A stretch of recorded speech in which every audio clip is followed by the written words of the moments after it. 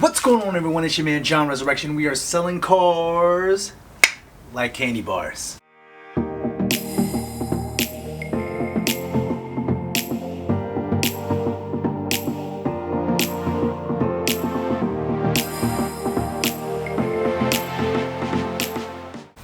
Welcome back, everyone, to another episode of Confession. This time what we're going to be talking about is the current trends right now post-COVID-19. I know we're talking about COVID still, but nevertheless it is still happening. But there's a lot of great things that are actually happening post COVID-19. As much as all of you have been watching, you're actually starting to see an actual trend as far as website is concerned, as far as traffic. There is an actually slight increase for some, and some of them are actually spiking for those that have been doing it correctly, as far as making sure that the message is right, the content that they have on their website, and all the marketing that they are doing currently has some type of substance to their actual message. Now, for those that didn't actually hit the actual home run during this COVID-19 or post-COVID-19, and you're not seeing the trends starting to increase or spike, there's a couple of things that you probably actually missed. Let's go over them. Cue the music.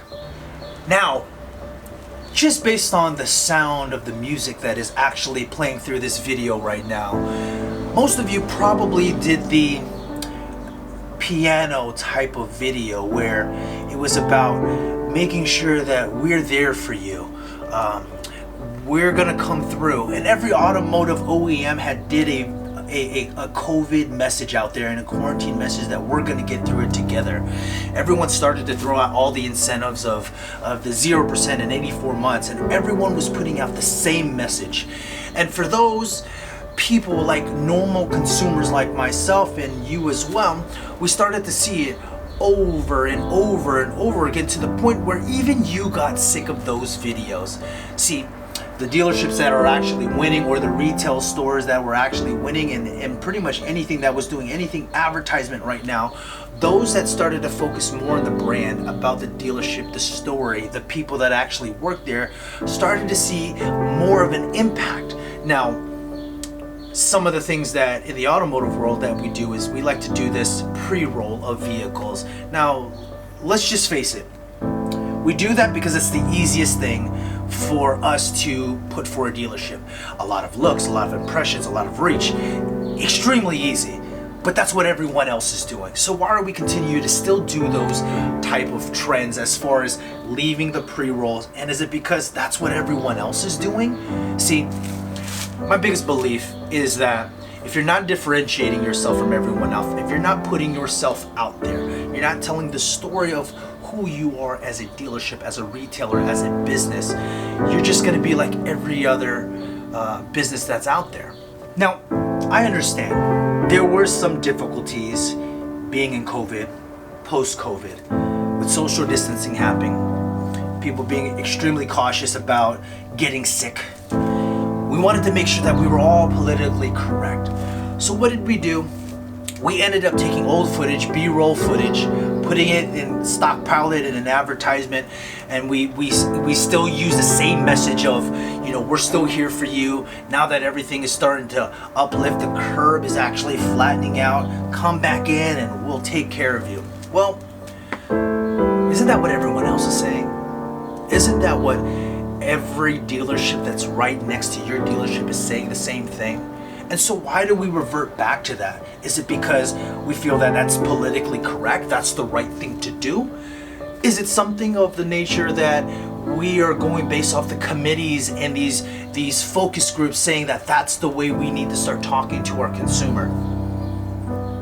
Is it one of those things that we just can't creatively think of a different way to brand ourselves and to separate ourselves from the rest of the pack, and putting out cliche ads out there? No, I don't believe so. I think right now the auto industry has always been on top as far as being the leaders of marketing, the leaders of pushing the message, the leaders of differentiating yourselves. You guys have it. Let's not focus on the old playbook. The old playbook, you gotta throw it out the door and burn it and never bring it back, because it's never gonna come back.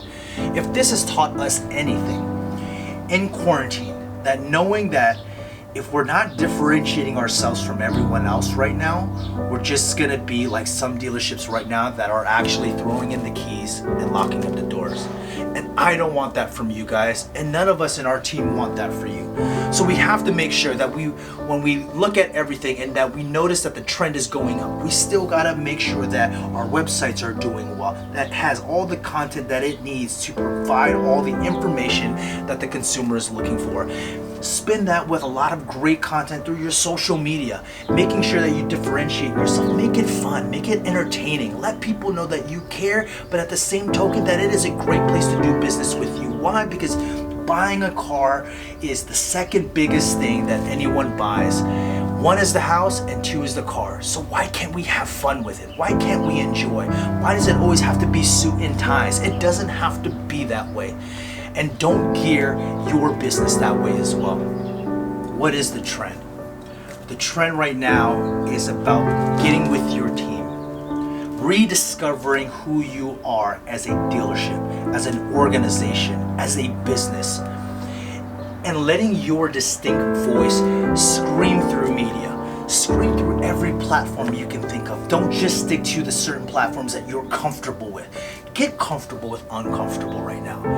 And that is the only way that we are going to win, and that if another pandemic were to ever happen again, you guys were prepared. The community's behind you, and you guys will always sell cars like candy bars. Late.